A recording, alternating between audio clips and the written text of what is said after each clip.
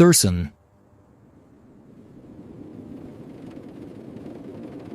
July 10th, 1940, late afternoon. RAF Sector Station, Southern England. On the grass, a young pilot named Tommy Hale sits on an upturned parachute pack outside a dispersal hut, trying to look like he belongs here. He doesn't. He is 19. A clerk's son. Hands that used to smell like ink and paper now smell like fuel, oil, and hot metal. His uniform still looks too new. His boots still look like they haven't learned the rhythm of mud and sprinting.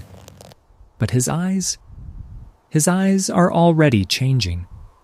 Inside the hut, the telephone sits on the wall like an animal with its eyes open. Tommy hears the first sound before the phone even rings. The distant, rising note of the Oz air raid siren. Corporal Sanders, report! Carried on the wind like a warning no one can ignore. Then the phone screams. A corporal grabs it. His face hardens instantly. Stand by. A pause. A nod. Understood. He slams the receiver down and shouts the only word that matters. So. Scramble. For half a heartbeat, every man freezes because every man sees the same invisible thing. A bed that will stay empty, a name on a clipboard, a mother reading a letter that begins, "We regret to inform you." Then the airfield detonates into motion. Pilots sprint. Ground crew run like men chasing a fire. Someone knocks over a mug of tea and doesn't even look down. Boots pound wet grass. Engines cough awake. Tommy runs for his Hurricane. It crouches at dispersal like a bruiser. Broad wings, dull paint, exhaust stains like bruises along the cowling. 8 Brownings sit hidden in the wings, fed and waiting. A fitter meets him at the wing root. Geordie Finch, 40-something, short, wiry, hands permanently black with grease. His calm is not courage, it's craft.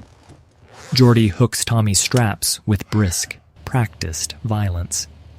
Canopy latch sticks, Geordie says, not looking up. If it jams, lift, slide, punch, don't wrestle it. You'll lose. Tommy nods. His mouth is dry. Geordie leans in, voice lower, private. Bring me back the engine, he mutters. If you can't, bring me back the prop. I've paid for that in hours of my life. Tommy tries for a smile. It doesn't fit. I'll do my best.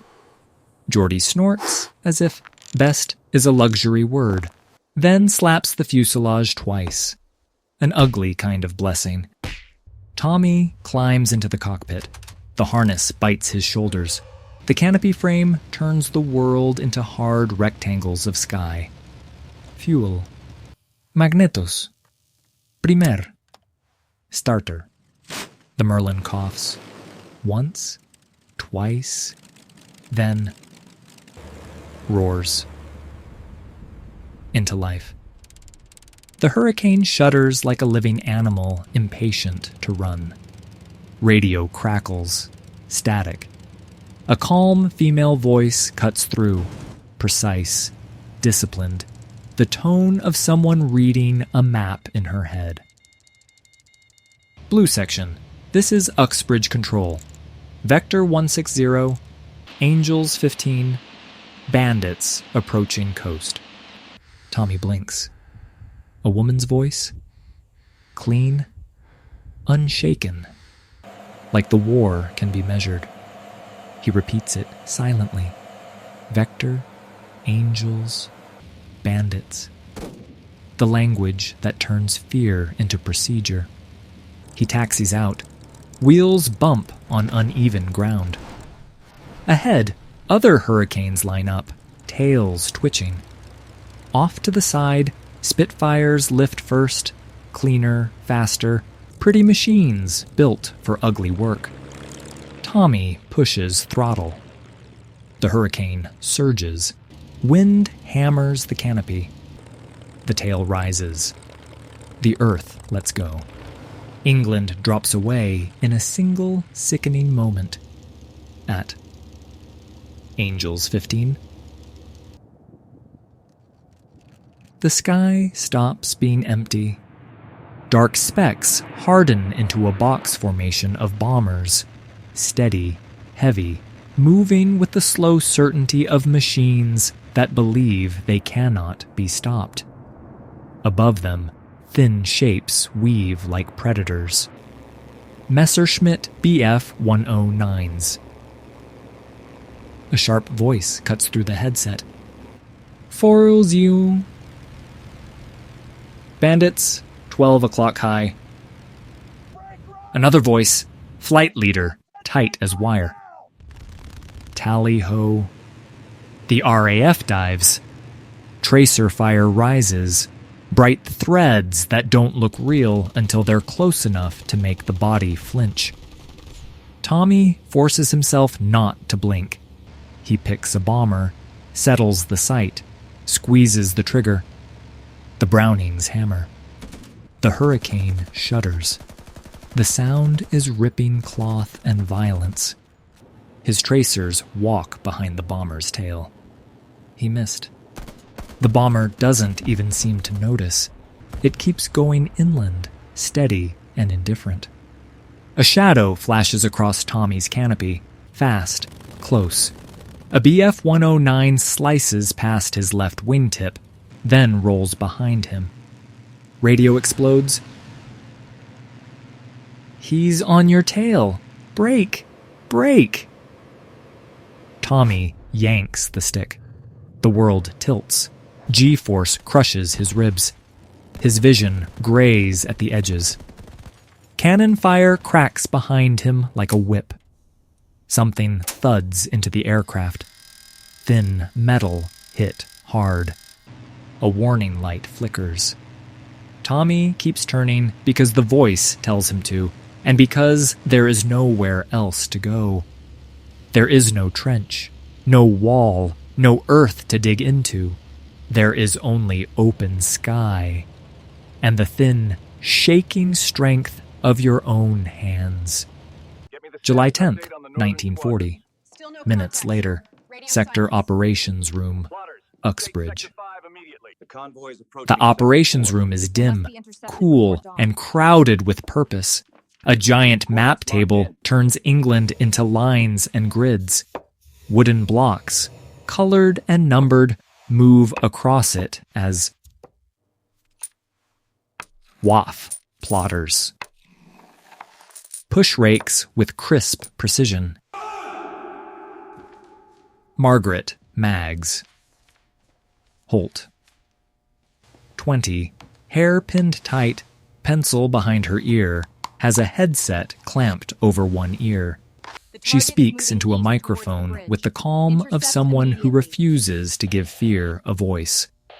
She is not watching planes. She is watching time. Incoming report.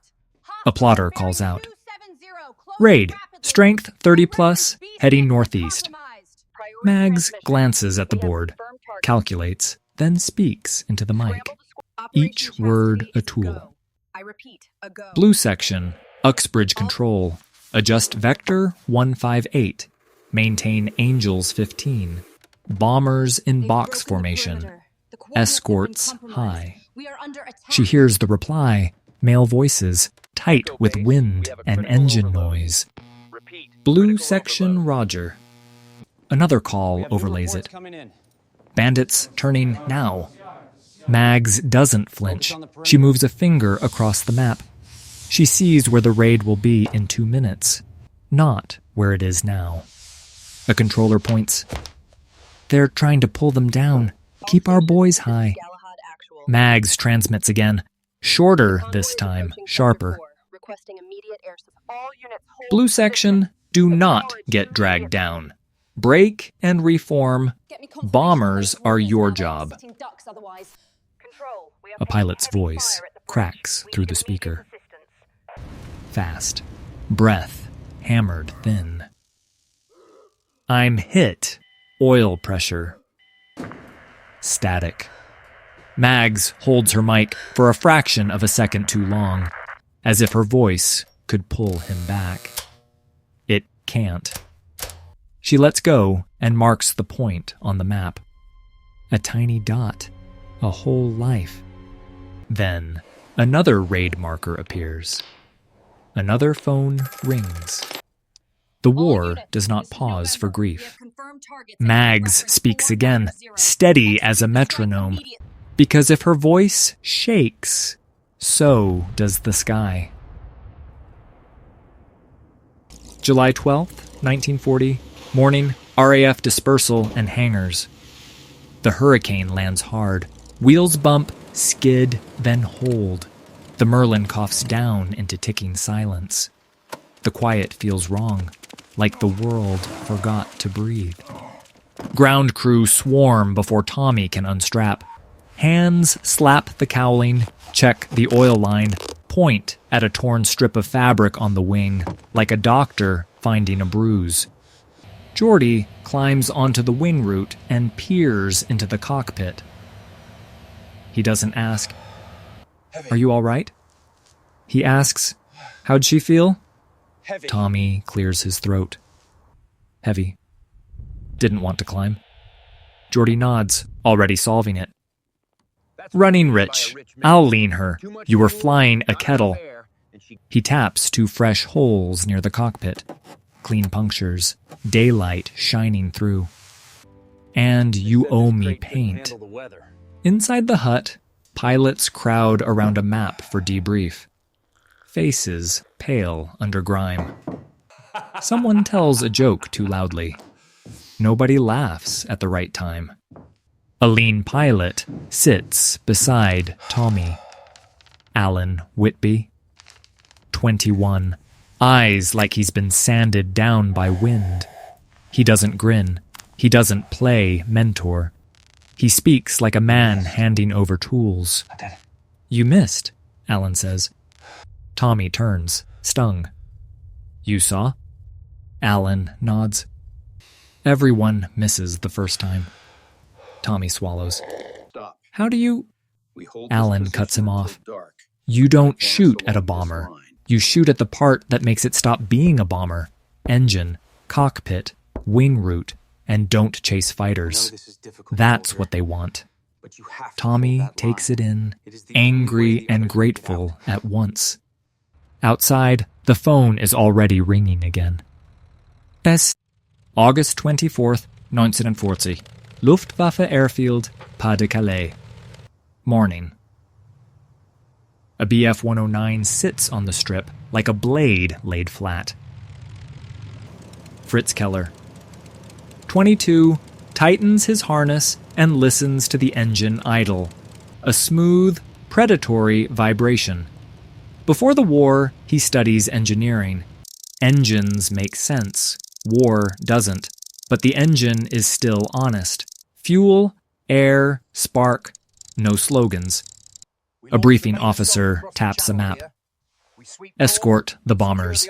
Keep the British fighters off them. Do not chase. Fuel is limited. England is not France. The last line lands hard. Fritz feels it in his throat. Outside, a young wingman. Otto Sauger smokes with desperate confidence. He flashes a small photograph as if it's armor. A teenage girl by a river, smiling. My sister, Otto says. She thinks I'm in Paris. Fritz forces a thin smile. Don't tell her the truth. It will ruin her sleep. Otto laughs. When we finish London, I'll take her to the sea. Fritz doesn't laugh. Not because he's cruel, because he knows the fuel gauge is the real commander here. They take off. climb. The channel glitters beneath them like cold metal. Over England, the sky crowds, bombers in boxes, escorts above. British fighters rising. Fritz fights in short, controlled bursts, always checking fuel. A bomber calls for help on the radio. Panicked, pleading. Fritz turns, then sees his needle sliding down faster than he wants. He breaks away before the sky closes. Back in France, Fritz lands, shuts down, and sits still. Otto does not land behind him. A mechanic jogs up. "Where's Otto?" Fritz removes his glove slowly, as if time can be negotiated. He stayed longer than his fuel, Fritz says. Later, Fritz finds Otto's photograph in his own pocket. Creased now, edges bent. He doesn't remember taking it. Maybe Otto shoved it at him. Maybe Fritz grabbed it without thinking. He stares at the girl's smile and feels the weight of a promise he never made. He folds the photo carefully and puts it back in his pocket like a debt.